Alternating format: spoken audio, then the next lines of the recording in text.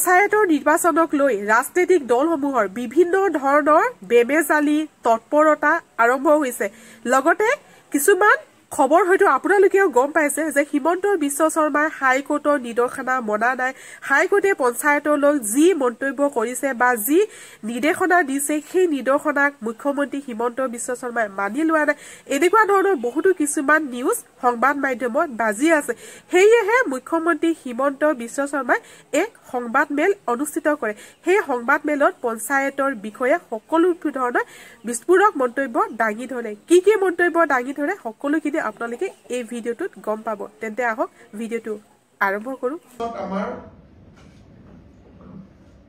এটা সমস্যা আমাৰ সন্মুখত আহিছে পঞ্চায়ত ইলেকশনক লৈ আজি যদি আমি পঞ্চায়ত ইলেকশন ঘোষণা কৰো আমাক এমাহ সময় লাগে পঞ্চায়ত পাতিবৰ কাৰণে আৰু আজি আমি 10 জানুৱাৰীত আজি গধূলিলৈকে এতিয়া আমি বহি আছো গোটেই কেবিনেটখনে যে উচ্চ ন্যায়ালয়ৰ যিগৰাকী ন্যায়াধীশ মহামান্য তেখেতে কোৰ্টত আজি ঘোষণা কৰিছিলে যে আজিৰ ভিতৰত তেওঁ জাজমেন্টটো দিব কিন্তু এতিয়ালৈকে আমি বহি আছো জাজমেন্টটো অহা নাই গোটেই কেবিনেটখনে ইনফেক্ট 3 ঘণ্টা সময় আমি বহি আছিলো যে জাজমেন্টটো আহিব অলপ পিছত আহিব এতিয়া আহিব এনেকে আমি অপেক্ষা কৰি আছো ইনফেক্ট দিনৰ 2টা বজাৰ পৰা আমি অপেক্ষা কৰি আছো সাধাৰণতে চৰকাৰসমূহে পঞ্চায়ত পাতিব নোখোজে যে আমি পঞ্চায়ত নাপাতো ইমান ইলেকশনত আমি ৰিস্ক নলওঁ বিশেষকৈ বিধানসভাৰ নিৰ্বাচনৰ আগে কোনো চৰকাৰে পঞ্চায়ত পাতিব নোখোজে আমি পঞ্চায়ত পাতিবৰ কাৰণে উগ্ৰীৱ হৈ বহি আছো কিন্তু এই পৰ্যন্ত মই অলপ আগতে মহা অধিবক্তা দেৱজিৎ শইকীয়াক টেলিফোন কৰিছিলো তেওঁ কৈছে যে এই সময়লৈকে জাজমেন্টটো ডিক্লেৰেশ্যন হৈ আছে জাজমেন্ট অহা নাই বা যি ধৰণৰ কথা আজি যদি ৰাতি 12টাৰ আগতে আমি জাজমেন্টটো নাপাওঁ পজিটিভ বা নিগেটিভ যি নহওক তেতিয়াহলে আমি পঞ্চায়ত ইলেকশনটো একেবাৰে মেট্ৰিক বা হায়াৰ সেকেন্ডাৰী পৰীক্ষাৰ পিছলৈকে লৈ যাব লাগিব কাৰণ 14 ফেব্ৰুৱাৰীৰ পৰা মেট্ৰিক আৰু হায়াৰ সেকেন্ডাৰী আৰম্ভ হ'ব আৰু যদি এবাৰ ইলেকশন কৰিলে একমাহ সময় লাগে নটিফিকেশনৰ পৰা আৰু দুটা ফেজত কৰিলে আজি হল 10 তাৰিখ 10 ফেব্ৰুৱাৰীত এটা হ'ব পাৰে 12 ফেব্ৰুৱাৰীত এটা ইলেকশন হ'ব পাৰে কিন্তু আজি যদি ৰাতি 12টাৰ আগতে যদি হাইকোৰ্টৰ পৰা অৰ্ডাৰটো লাইন নাহে আৰু পিছৰ 10 দিনো হাইকোৰ্ট বন্ধ আছে গতিকে তাৰ পৰিপ্ৰেক্ষিতত মই ভাবো যে পঞ্চায়ত ইলেকশন পতাটো অসম্ভৱ হৈ পৰিব কাৰণ মেট্ৰিক আৰু হায়াৰ সেকেন্ডাৰী পৰীক্ষাৰ মাজত পঞ্চায়ত ইলেকশন পাতিব পৰা নাযাব গতিকে যি সকলে মোক সুধি আছে যে পঞ্চায়ত ইলেকশন কেতিয়া হ'ব মোৰ উত্তৰ এইটোৱে যে চৰকাৰে আজি 3 দিন ধৰি আৰু কেছবিলাক হৈছে অকল এটা কৰিমগঞ্জ জিলাৰ 19খন পঞ্চায়ত লৈ বাকি অসমখন ইয়াৰ লগত জড়িতই নাই কৰিমগঞ্জ জিলাৰ 19খন পঞ্চায়ত লাগিলে কৰিমগঞ্জ জিলাত ইলেকশন নাপাতিলেও হৈ গ'লহেঁতেন বাকি জায়গাখিনিত ইলেকশন পাতিব আমি অনুমতিটো পালে আমি ইলেকশন পাতি দিলোহেঁতেন এই 12টা বজালৈকে আমি অপেক্ষা কৰিম কিন্তু আজি যদি ৰাতি 12টা বজাৰ ভিতৰত যদি নাহে গৈ হাইকোৰ্টৰ পৰা তেতিয়াহলে মই ভাবো যে মেট্ৰিক আৰু হায়াৰ সেকেন্ডাৰী পৰীক্ষাৰ আগত ইলেকশন হোৱাটো অসম্ভৱ হৈ পৰিব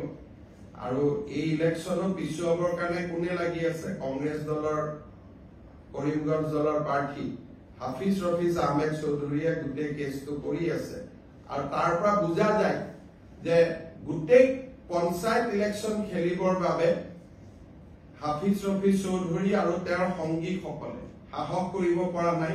আৰু সেই কাৰণে কেছটো কৰি পেলাই পঞ্চায়তটো পিছুৱাই আছে নিয়মমতে পঞ্চায়ত পাতিব লাগে যে চৰকাৰক বিপদত পেলাম পঞ্চায়ত পাতি দিও কিন্তু ইয়াৰ উল্টা হৈছে যে বিৰোধী পক্ষৰ একাংশ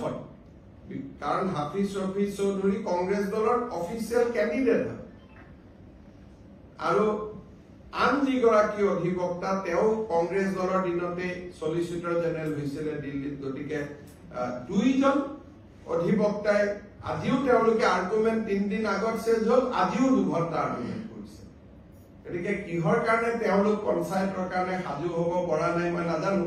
কিন্তু তৃণমূলক গণতন্ত্ৰ বচাবৰ বাবে এবাৰ আমি বহুত কৰিছিলো পাৰ্টি লেছ কৰি দিছিলো যে কোনো পাৰ্টিৰ হ'ব নালাগে যাতে অৱসৰপ্ৰাপ্ত শিক্ষক অৱসৰপ্ৰাপ্ত ডক্টৰ সকলোৱে যাতে ইলেকশ্যন খেলিব পাৰে ভাল পৰিৱেশ হয় পঞ্চায়তৰ পৰা দুৰ্নীতি নোহোৱা হয়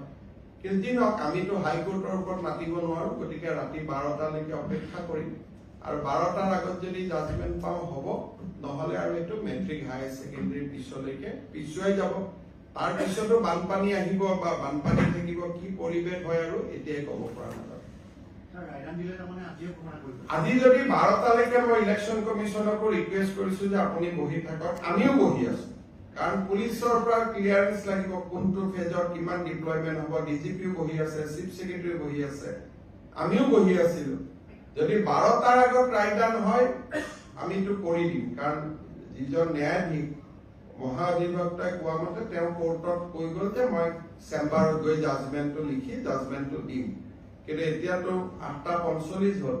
জাজমেন্টটো আমি হাতত পোৱা নাই যদি 12টাৰ আগত জাজমেন্ট হয় তেতিয়ালে হ'ব যদি 12টাৰ আগত জাজমেন্ট নহয় উচ্চ ন্যায়ালয়ৰ বিপক্ষেতো আৰু আমি যাব নোৱাৰো গতিকে তাৰ পিছত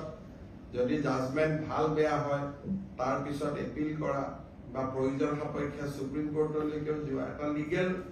সিস্টেমত আমি সোমাই যাব লাগিব ভাল হলেতো কতো যাব নালাগে বেয়া হলে আকৌ ডিভিজন বেঞ্চ সুপ্ৰিম কোৰ্ট এটা দীঘলীয়া প্ৰক্ৰিয়া তাত আমি সোমাই যাব লাগিব অসম চৰকাৰে বিচাৰিছিল তাতে কি বিবাদিত জিলা আমিতো কৈছিলো যে যদি 19খন পঞ্চায়তৰ কথা 19খন পঞ্চায়ত বা সেই জিলাখনেই কমপ্লিট বাদ দিও আমাৰ এডভোকেট জেনেৰেল তাত আৰ্গুমেন্টটো দিছে এতিয়া ন্যায়াধীশ গৰাকীয়ে কেনেকে জাজমেন্ট দিয়ে এতিয়াতো মই দেখা নাই জাজমেন্টটো দেখাৰ পিছতহে আমি অপিনিয়ন দিব পাৰিম ভাল বেয়া যিয়ে নহওক কিয় আমাৰ মতে নগলে তেতিয়াও কথা কিন্তু আমাৰ ফেভাৰতো যদি যায় আৰু জাজমেন্টটো কালি পাওঁ তেতিয়ালে ইলেকশ্যন নহব 12টাৰ আগতে পালেহে ইলেকশ্যন হ'ব নহলে মেট্ৰিক পৰীক্ষা হাই সেকেন্ডাৰী পৰীক্ষাৰ ইমান ওচৰত গৈ ইলেকশ্যন পাতিলে ছাত্ৰ ছাত্ৰীসকলে সমালোচনা কৰিব গতিকে যিসকলে মোক পঞ্চায়তৰ পৰা তুলি আছিলে এইখিনিকে মই জনাম হ'ব সৌৰাজ ভিডিওটো এইখিনি আছিল এইখিনিকে মই আপোনালোকৰ মাজলৈ আগবঢ়ালো ভিডিওটো চাই আপোনালোকে কেনেকুৱা পালে মোক কমেন্ট কৰি জনাব পাৰে আৰু ভিডিওটো যদি চাই বেছি ভাল লাগিলে আপোনালোকে মোৰ চেনেলটো সাবস্ক্ৰাইব কৰি ৰাখিব মই যেহেতু এনেকুৱা ধৰণৰ ভিডিও আপোনালোকৰ মাজলৈ প্ৰস্তুত কৰি থাকো তো ঠিক আছে ৰাজ এই ভিডিওটো এটা সামৰণি মাৰিছো পুনৰ লগ পাম নতুন এটা ভিডিওৰ সৈতে আজিলৈ বাই বাই